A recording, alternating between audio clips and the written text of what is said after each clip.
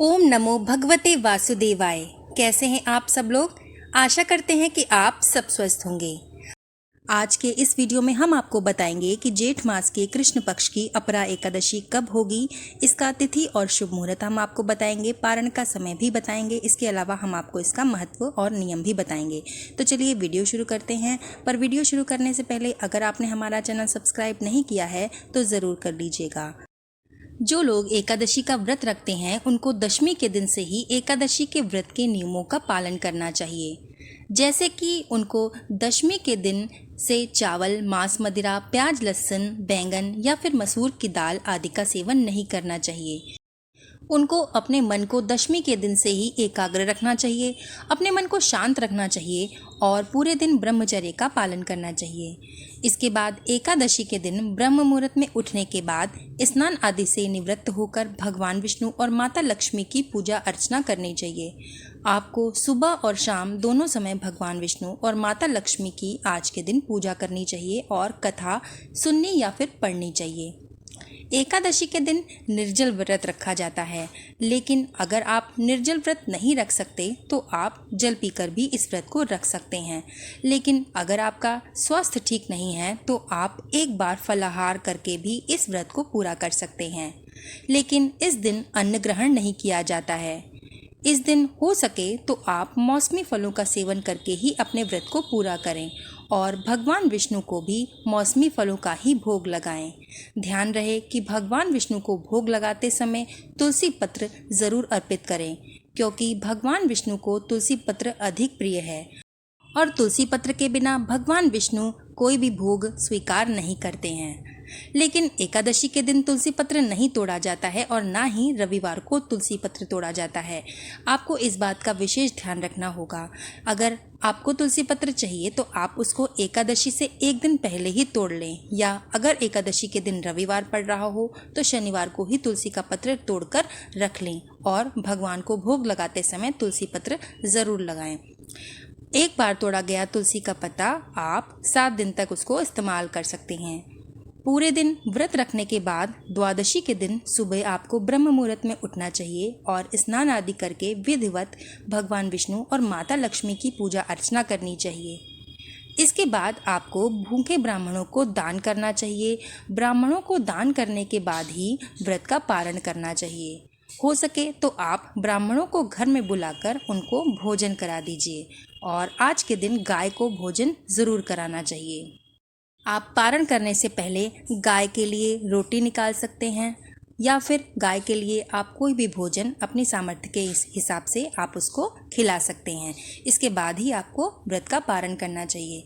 लेकिन आपको इस बात का ध्यान रखना चाहिए कि आप कभी भी व्रत का पारण हरिवासर के समय में नहीं करना चाहिए। इसलिए आपको इस बात का विशेष ध्यान रखना चाहिए कि जब आप व्रत का पारण कर रहे हैं तो हरिवासर का समय समाप्त हो गया हो। हरिवासर का समय द्वादशी तिथि शुरू होने के पहले 5 से 6 घंटे तक रहता है। आपको व्रत का पारण शुभ मुहूर्त को देखकर ही करना चाहिए। एकादशी के दिन महिलाओं को बाल भी नहीं धोने चाहिए। इसलिए जो भी स्त्री या पुरुष एकादशी का व्रत रखने जा रहे हैं उनको एकादशी से एक दिन पहले ही बाल धोकर स्नान कर लेना चाहिए और दशमी के दिन सूर्यास्त के बाद भोजन ग्रहण नहीं करना चाहिए। एकादशी के दिन आपको भगवान विष्णु की पूजा करने के लिए पीले रंगों का ज़्यादा से ज़्यादा इस्तेमाल करना चाहिए, क्योंकि पीला रंग भगवान विष्णु को अत्यधिक प्रिय होता है। आप इस दिन पीले रंग के वस्त्र पहन सकते हैं, भगवान विष्णु को पीले रंग का भोजन अर्पित कर सकते हैं, पीले फूलों की माला भगवान विष्णु को अर्पित कर सकते हैं। इसके साथ ही आप द्वादशी के दिन भी पीले रंग की चीज़ों का ही दान करें। आप हल्दी का दान कर सकते हैं या फिर पीले वस्त्रों का भी दान कर सकते हैं या फिर कोई भी पीली चीज़ आप द्वादशी के दिन दान कर सकते हैं। आप इस दिन पीले फल जैसे केला, खरबूजा या फिर आम आदि का भी दान कर सकते हैं। आइए अब जान लेते हैं कि इस बार एकादशी की तिथि कब रहेगी। इस बार एकादशी की तिथि प्रारंभ हो रही है 2 जून रविवार सुबह 5:04 से। इससे पहले दशमी की तिथि रहेगी और एकादशी की तिथि समाप्त हो रही है 3 जून सुबह 2:41 पर। इस बार एकादशी 2 दिन रहने वाली है। ऐसे में यदि एकादशी 2 दिन पड़ती है तो दशमी युक्त एकादशी का व्रत रखा जाता है। लेकिन अगर आप में सामर्थ्य है तो आप दोनों ही दिन एकादशी का उपवास कर सकते हैं। 2 जून रविवार को जो एकादशी पड़ रही है वो दशमी युक्त एकादशी होगी, इसलिए सभी गृहस्थजन इस एकादशी के व्रत को रख सकते हैं। और 3 जून को पड़ने वाली एकादशी द्वादशी युक्त एकादशी होगी। इस्कॉन और वैष्णव संप्रदाय के लोग या फिर जो मोक्ष प्राप्ति की इच्छा रखते हैं वो द्वादशी के दिन एकादशी का व्रत रखते हैं। द्वादशी तिथि प्रारंभ होगी 3 जून सुबह 2:42 पर और समाप्त होगी 4 जून मंगलवार रात 12:18 पर, जो कि 3 जून की मध्य रात्रि होगी। द्वादशी तिथि शुरू होते ही हरिवासर का समय भी शुरू हो जाएगा और हरिवासर का समय द्वादशी तिथि शुरू होने के बाद लगभग 5 से 6 घंटे तक रहता है। 3 जून को हरिवासर का समय समाप्त हो रहा है सुबह 8:05 पर, तो आप इस समय में व्रत का पारण नहीं करें।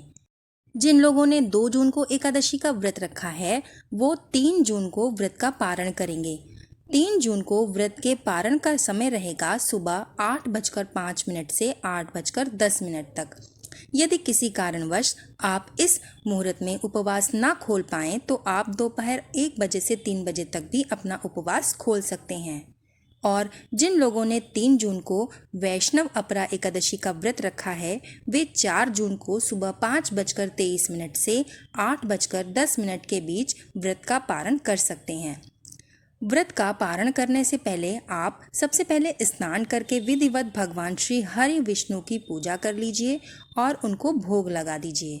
इसके बाद अगर आप में सामर्थ्य हो तो किसी ब्राह्मण को अपने घर पर आमंत्रित करके उन्हें भोजन खिला सकते हैं या फिर उन्हें भोजन दान भी कर सकते हैं। गाय को रोटी आज के दिन ज़रूर खिलाएं। दान करने के पश्चात ही आप व्रत का आपको पारण करना चाहिए। व्रत का पारण करने के लिए आप तुलसी दल का प्रयोग कर सकते हैं। आज का वीडियो आपको कैसा लगा हमें कमेंट में ज़रूर बताइएगा। वीडियो पसंद आया हो तो लाइक और शेयर ज़रूर कर दीजिएगा। वीडियो को लास्ट तक देखने के लिए धन्यवाद।